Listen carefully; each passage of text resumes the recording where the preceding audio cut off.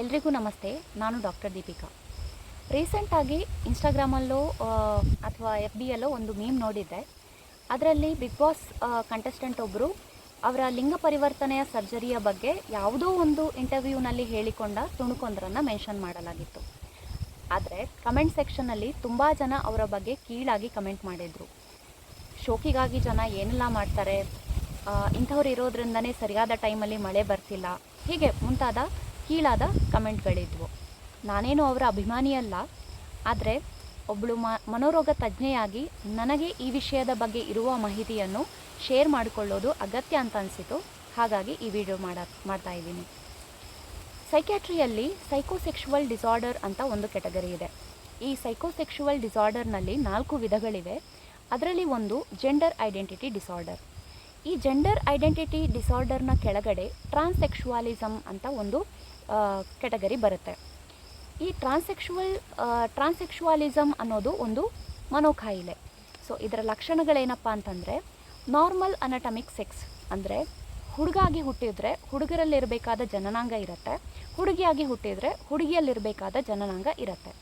ಆದರೆ persistent and significant sense of discomfort regarding once ಅನಾಟಮಿಕ್ sex, ಅವರಿಗೆ ತಮ್ಮ ಜನನಾಂಗದ ಬಗ್ಗೆ ತುಂಬ ಸ್ಟ್ರಾಂಗ್ ಆದ ಡಿಸ್ಕಂಫರ್ಟ್ ಫೀಲಿಂಗ್ ಇರುತ್ತೆ. ಅಂದರೆ ತಮ್ಮ ಜನನಾಂಗದ ಬದಲು ಒಪೋಸಿಟ್ ಜೆಂಡರ್ನ ಜನನಾಂಗ ಇರಬೇಕಿತ್ತು ಅನ್ನೋ ಒಂದು ಫೀಲಿಂಗ್ ಇರುತ್ತೆ. Marked preoccupation with the wish to get rid of one's genitals and secondary sex characteristics and to adapt sex characteristics of the other sex. So ಅವರು ಹುಡುಗ ಆಗಿ ಇದ್ದರೆ ಅವರಿಗೆ ಸ್ಟ್ರಾಂಗ್ ಆಗಿ ಹುಡುಗಿಯಾಗಿ ಬದಲಾವಣೆ ಆಗಬೇಕು ಅನ್ನೋ ಫೀಲಿಂಗ್ ಇರುತ್ತೆ, ಅಥವಾ ಹುಡುಗಿಯಾಗಿದ್ದರೆ ಹುಡುಗ ಆಗಿ ಬದಲಾಗಬೇಕು ಅನ್ನೋ ಸ್ಟ್ರಾಂಗ್ ಆದ ಫೀಲಿಂಗ್ ಇರುತ್ತೆ. ಈ ಥರದ ಯೋಚನೆಗಳು ಪದೇ ಪದೇ ಅವರ ಮನಸ್ಸಲ್ಲಿ ಬಂದಾಗ ಅವರಿಗೆ ತುಂಬ ಡಿಸ್ಕಂಫರ್ಟ್ ಫೀಲಿಂಗ್ ಬರುತ್ತೆ. ಸೊ ಹಾಗಾಗಿ ಅವರು ಲಿಂಗ ಪರಿವರ್ತನೆ ಸರ್ಜರಿಗೆ ಒಳಗಾಗಬೇಕು ಅಂತ ಬಯಸ್ತಾರೆ. ಅವರಿಗೆ ತಮ್ಮ ಒಪೋಸಿಟ್ ಜೆಂಡರ್ನ ಹಾವಭಾವಗಳನ್ನು ಅಥವಾ ವೇಷಭೂಷಣಗಳನ್ನು ಫಾಲೋ ಮಾಡಬೇಕು ಅಂತ ತುಂಬ ಸ್ಟ್ರಾಂಗ್ ಆದ ಫೀಲಿಂಗ್ ಇರುತ್ತೆ.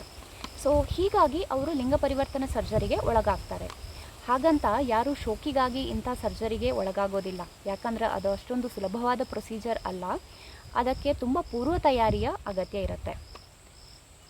ಈ ಸರ್ಜರಿಗೆ ಸೆಕ್ಸ್ ರೀಅಸೈನ್ಮೆಂಟ್ ಸರ್ಜರಿ ಅಂತ ಹೇಳ್ತಾರೆ. ಇದನ್ನು ಪ್ರಪ್ರಥಮವಾಗಿ ಡೆನ್ಮಾರ್ಕ್ ದೇಶದಲ್ಲಿ 1951ರಲ್ಲಿ ಅಮೆರಿಕನ್ ಸೈನಿಕ ಒಬ್ಬ ಮಾಡಿಸಿಕೊಳ್ತಾನೆ. ಈ ಪ್ರೊಸೀಜರ್ ಆಲ್ಮೋಸ್ಟ್ ಇರ್ರಿವರ್ಸಿಬಲ್ ಪ್ರೊಸೀಜರ್, ಅಂದರೆ ಒಂದು ಸತಿ ಮಾಡಿಸಿಕೊಂಡ್ರೆ ಅದು ಪರ್ಮನೆಂಟ್. ಮುಂದೆ ಅವರಿಗೆ ಬೇಕು ಅಂತ ಅನಿಸಿದ್ರು ತಮ್ಮ ಹಳೆಯ ಜೆಂಡರ್ಗೆ ವಾಪಸ್ ಹೋಗೋಕ್ಕಾಗಲ್ಲ. ಒಂದು ಸತಿ ಮಾಡಿದ್ರೆ ಅದು ಪರ್ಮನೆಂಟ್. ಹಾಗಾಗಿ ಈ ಪ್ರೊಸೀಜರ್ ಮಾಡುವ ಮುಂಚೆ ಸುಮಾರು 3 ರಿಂದ 6 ತಿಂಗಳುಗಳ ಕಾಲ ಆ ಪೇಷಂಟಿಗೆ ಕೌನ್ಸಿಲಿಂಗನ್ನು ಕೊಡಲಾಗತ್ತೆ. ಕೌನ್ಸಿಲಿಂಗಲ್ಲಿ ಅವರಿಗೆ ಅದರಿಂದ ಆ ಸರ್ಜರಿ ಮಾಡಿಸಿಕೊಳ್ಳೋದ್ರಿಂದ ಆಗುವ ಲಾಸ್ನ ಬಗ್ಗೆ ಕೂಡ ವಿವರಿಸಿ ಹೇಳಿಕೊಡ್ತಾರೆ. ಅಂದರೆ ಸರ್ಜರಿ ಮಾಡಿಸಿಕೊಂಡ ಮೇಲೆ ಅವರಿಗೆ ಮಕ್ಕಳಾಗೋದಿಲ್ಲ, ಅಂದರೆ ಪರ್ಮನೆಂಟಾಗಿ ಇನ್ಫರ್ಟಿಲಿಟಿ ಇರುತ್ತೆ. ಸೊ ಈ ಎಲ್ಲ ವಿಷಯಗಳನ್ನು ಅವರಿಗೆ ತಿಳಿಸಿಕೊಟ್ಟ ಮೇಲೂ, ಇವನ್ ಒಂದು 6 ತಿಂಗಳುಗಳ ಕೌನ್ಸಿಲಿಂಗ್ ಕಳೆದ ಮೇಲೂ ಕೂಡ ಪೇಷಂಟಿಗೆ ಇನ್ನೂ ಸ್ಟ್ರಾಂಗ್ ಆಗಿ ಲಿಂಗ ಪರಿವರ್ತನೆ ಮಾಡಿಸಿಕೊಳ್ಳೇಬೇಕು ಅಂತ ಫೀಲಿಂಗ್ ಇದ್ದರೆ ಅಷ್ಟೇ ಆ ಲಿಂಗ ಪರಿವರ್ತನೆ ಸರ್ಜರಿಯನ್ನು ಮಾಡಿಸಿಕೊಳ್ತಾರೆ. ಸೊ ಕೌನ್ಸಿಲಿಂಗ್ ಮುಗಿದ ಮೇಲೆ ಹಾರ್ಮೋನಲ್ ಟ್ರೀಟ್ಮೆಂಟನ್ನು ಸ್ಟಾರ್ಟ್ ಮಾಡ್ತಾರೆ. ಅಂದರೆ ಹುಡುಗಿಯಾಗಿ ಬದಲಾಗಬೇಕಂತಂದರೆ ಹುಡುಗಿಯರಲ್ಲಿ ಇರಬೇಕಾದ ಹಾರ್ಮೋನ್ಗಳು ಇರಬೇಕಾಗತ್ತೆ. ಸೊ ಅಂಥ ಹಾರ್ಮೋನ್ ಥೆರಪಿ ಸ್ಟಾರ್ಟ್ ಮಾಡ್ತಾರೆ. ಹುಡುಗ ಆಗಿ ಬದಲಾಗಬೇಕು ಅಂತಂದರೆ ಹುಡುಗರ ಹಾರ್ಮೋನ್ ಥೆರಪಿಯನ್ನು ಸ್ಟಾರ್ಟ್ ಮಾಡ್ತಾರೆ. ಸೊ ಈ ಹಾರ್ಮೋನ್ ಥೆರಪಿ ಕಂಟಿನ್ಯೂ ಆಗಿ ಇರುತ್ತೆ. ಸೊ ಅದಾದ ಮೇಲೆ ಲಿಂಗ ಪರಿವರ್ತನೆ ಸರ್ಜರಿಯನ್ನು ಮಾಡ್ತಾರೆ. ಈ ಸರ್ಜರಿ ಮಾಡಿಸಿಕೊಂಡ ಮೇಲೂ ಕೂಡ ಕೌನ್ಸಿಲಿಂಗನ್ನು ಕಂಟಿನ್ಯೂ ಮಾಡಬೇಕಾಗತ್ತೆ. ಎಲ್ಲಿವರೆಗೂ ಅವರು ತಮ್ಮ ಬದಲಾದ ಜೆಂಡರ್ಗೆ ಒಗ್ಗಿಕೊಳ್ಳಿಕ್ಕಾಗೋದಿಲ್ವೋ ಅಲ್ಲಿಯವರೆಗೂ ಕೌನ್ಸಿಲಿಂಗನ್ನು ಕಂಟಿನ್ಯೂ ಇಡಬೇಕಾಗಿರುತ್ತೆ.